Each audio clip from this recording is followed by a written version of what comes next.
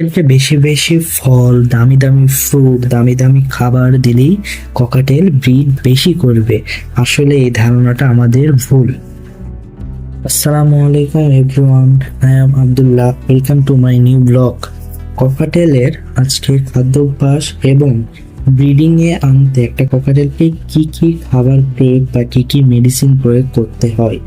তো এর আগে আমাদেরকে জানা দরকার ককাটেল কখন বা কোন বয়সে গেলে ব্রিডিং এর উপযুক্ত হয়ে ওঠে। একটা ককাটেল মিনিমাম 18 মাস পর সে অ্যাডাল্ট বা ব্রিডিং এর জন্য সাকসেসফুলি ব্রিডিং করার জন্য সে পরিপক্ক বয়স পায়। অনেকে 12 মাসের মধ্যে ব্রিডিং এ দিয়ে দেয়, বাট এটা ঠিক না। এর ফলে সাকসেসফুলি আমরা ব্রিড করতে পারি না, বা অনেক সময় ডিম জমে না, বা ডিম ছোট হয়, ডিম কম দেয়, নানা ধরনের নানা অসুবিধা দেখা যায়।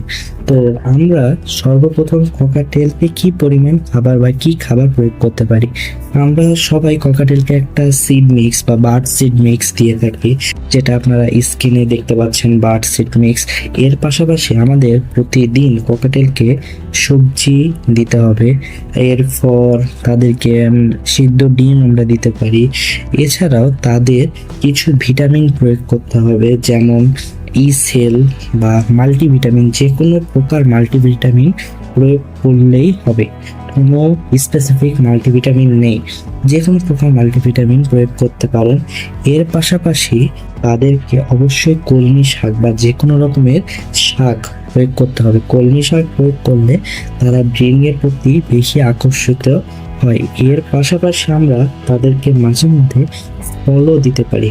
ফল দিলে ককাটেলের শরীর ঠিক থাকে, বডিটা ফিটনেস ঠিক থাকে। কিন্তু এই জন্য আপনারা যদি মনে করেন যে তাদেরকে বেশি বেশি খাবার দিলে তারা ব্রিড করবে, এমন না।